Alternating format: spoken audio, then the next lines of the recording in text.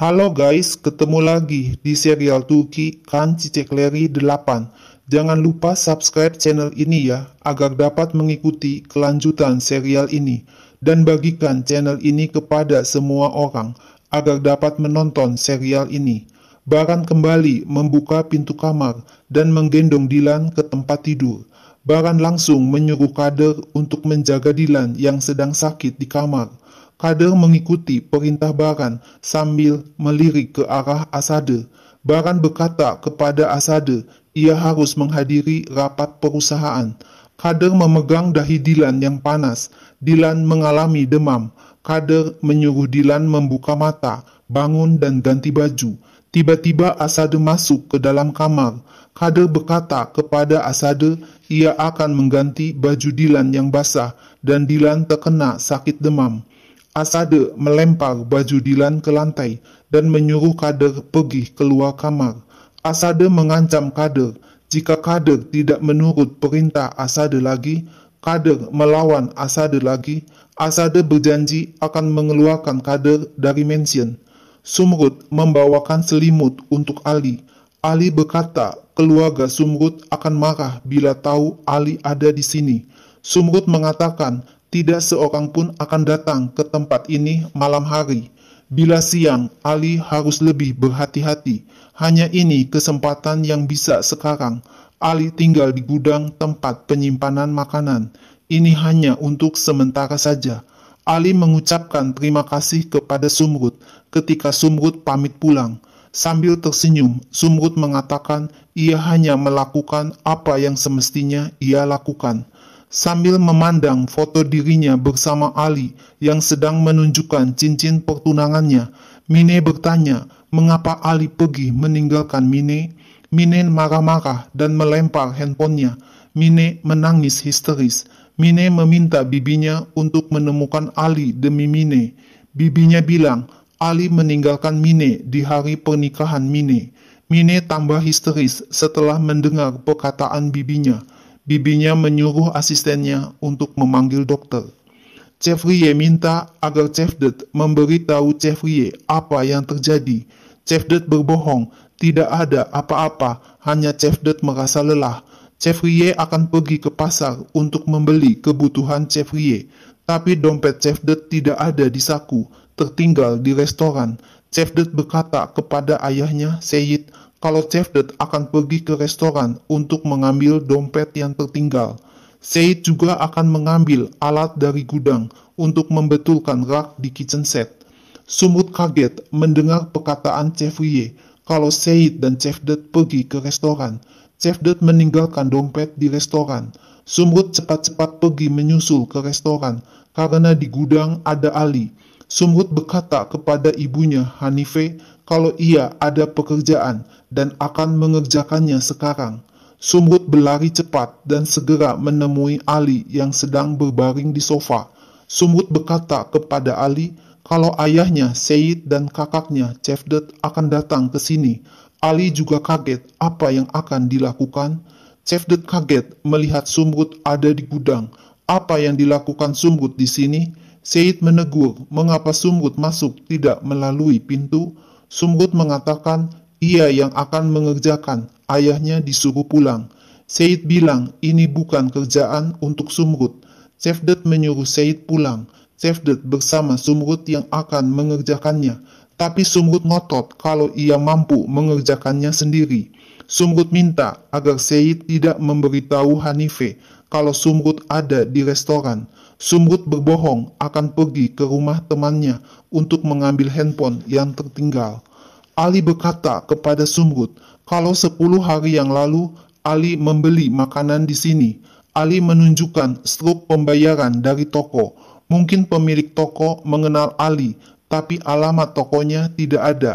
Sumrud bilang mereka berdua akan mencari toko tersebut. Harun melihat Ali keluar dari restoran.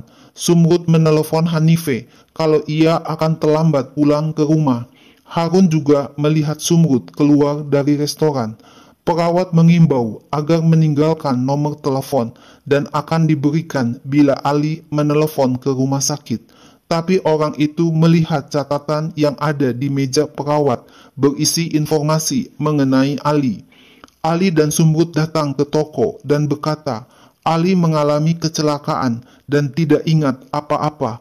Mungkin ada orang yang bisa mengenali Ali. Ali berkata, ia berbelanja di sini 10 hari yang lalu. Ali menunjukkan bon pembeliannya kepada pemilik toko, tapi pemilik toko tidak mengenal Ali. Sumrud minta untuk melihat rekaman CCTV.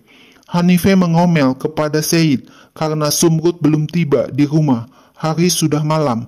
Tidak ada seorang pun yang dapat menangani pekerjaan di rumah ini. Chevrier berkata, sejak Dylan pergi meninggalkan rumah ini, Dylan yang banyak membantu Hanife dalam pekerjaan rumah. Syed melihat foto Dylan yang ada di dinding dan teringat Dylan sewaktu diambil paksa oleh Baran, sehingga Syed kambuh lagi sakitnya dan dibawa ke rumah sakit untuk dikontrol penyakitnya. Di rekaman CCTV terlihat Ali datang bersama anak kecil. Ali bertanya, siapa gadis kecil yang ada bersama Ali? Sumrud bertanya kepada pemilik toko, siapa gadis kecil di sebelah Ali? Pemilik toko berkata, gadis kecil itu baru pindah dengan neneknya. Pemilik toko tidak tahu mereka dan tidak pernah melihat lagi, tapi tahu di mana mereka tinggal. Dokter mengatakan tidak perlu dikhawatirkan dan memberikan resep obat kepada Syed. Cevdet menyuruh Chevrier mencari taksi di depan rumah sakit dan Cevdet akan menebus obat di apotik. Dylan dengan suara lemah mengatakan ia sakit dan mohon agar Asade tidak menyiksanya. Asade memarahi Dylan. Dylan akan memohon kepada Asade suatu hari nanti. Asade pergi meninggalkan Dylan. Sekretaris Baran, Sherin, memberitahu kalau partner Baran datang untuk bertemu Baran. Baran kaget melihat Deria datang. Apa yang dilakukan Deria di sini? Deria datang sebagai partner Baran yang baru. Kader datang lagi ke kamar Dylan dan membangunkan Dylan untuk berganti baju. Badan Dylan panas. Kader membantu Dylan mengganti baju. Deria bertanya, apakah Baran tidak bahagia melihat Deria sebagai partner? Baran melempar file dokumen ke meja dan menyuruh Deria mempelajari dokumen tersebut. Tapi Deria menolaknya. Deria minta membahas dokumen tersebut bersama-sama dengan Baran. Baran bilang waktu Baran sangat berharga dan Baran masih mempunyai pekerjaan di luar. Baran akan bertemu Deria bila Deria sudah mempelajari dokumen itu. Kader berkata, demam Dylan belum turun juga. Kader mengompres Dylan, tapi tiba-tiba pintu kamar diketuk oleh Asade dengan keras. Asade marah kepada Kader karena Kader tidak mau mendengar apa yang dikatakan Asade. Kader berkata, jangan melakukan apa-apa kepada Dylan. Dylan sakit panas. Bagaimana kalau Dylan sampai mati? Asade mengatakan, Kader bicara omong kosong. Dylan berpura-pura sakit demam. Asade menyuruh Kader membawa Dylan turun. Kader bertanya, apakah Asade akan membawa Dylan ke rumah sakit? Asade bilang, Kader jangan banyak tanya. Lakukan apa yang Asade katakan. Kader membangunkan Dylan dan menuntun Dylan keluar dari kamar. Cihan melihat Dylan digandeng oleh Kader dan Cihan bertanya, apa yang terjadi? Kader bilang Dylan sakit dan akan dibawa ke rumah sakit. Kader minta izin kepada Asade akan memanggil Taksim untuk mengantar Dylan ke rumah sakit. Asade mendekati Dylan dan melepaskan mantel Dylan dengan paksa dan membuang mantel Dylan ke lantai. Asade menyuruh Dylan pulang ke rumah ibunya. Asade tidak mau melihat muka Dylan lagi dan mendorong Dylan dengan keras supaya pergi dari mansion. Dylan terjatuh dan terjelembab ke lantai. Asade melarang Kader membantu Dylan yang terjatuh. Asade bilang masalah ini sudah selesai sekarang. Asade menyuruh Gul untuk membuatkan Asade kopi dengan sedikit gula. Di dapur, Kader menangis sedih. Ia tidak dapat melindungi Dylan. Dylan sedang sakit. Dylan dilempar ke jalan. Gul berusaha menghibur ibunya Kader untuk tidak menangis dan Kader sudah melakukan yang terbaik. Gul pergi melihat ke jalan, tapi Dilan sudah tidak ada. Gul bilang, Kader jangan menyalahkan diri sendiri. Mereka berdua bisa dipecat dari pekerjaan. Kader berkata, walaupun ia dipecat dari pekerjaan, Kader merasa bersalah kepada Dilan. Tiba-tiba Asade masuk ke dapur dan mengeluh, makanan belum siap untuk makan malam. Apa yang dikerjakan Kader dan Gul selama berjam-jam, bekerja dengan tangan, bukan dengan lidah. Kader dan Gul hanya diam saja dimarahi Asade. Baran sebentar lagi datang, meja makan harus sudah siap sebelum Baran datang. Asade berpesan agar Kader dan Gul tidak tahu bagaimana Dilan pergi dan berpura-pura tidak melihat Dilan dan tidak mendengar Dilan. Setelah Asade pergi, Kader berkata ia sudah tidak tahan lagi. Kader tidak peduli lagi apa yang akan terjadi pada mereka berdua. Kader akan menelepon Baran, memberitahu semua yang terjadi. Tapi Gul tidak setuju. Kader jangan bertindak bodoh. Gul mohon jangan menelepon Baran. Jika Kader tidak memikirkan dirinya sendiri, Gul minta Kader memikirkan Gul. Kader tidak usah khawatir, seseorang pasti membawa Dilan ke rumah sakit. Deria memberitahu Asade kalau ia sekarang menjadi partner dengan Baran. Asade sangat bahagia dan memberi selamat kepada Deria. Deria berpura-pura, ayahnya sangat menginginkan Deria menjadi partner Baran. Padahal Deria menelepon dan memaksa ayahnya agar Deria menjadi partner Baran. Deria ingin dua hal dalam hidup, salah satunya adalah menjadi partner Baran. Deria senang karena ayahnya mengabulkan permintaan Deria. Asade berkata, Baran sangat disiplin dalam bisnisnya. Asade ingin semuanya berjalan baik. Deria beranggapan itu adalah baik. Ia dan Baran akan bekerja sama. Cihan hanya diam mendengar percakapan Asade dan Deria.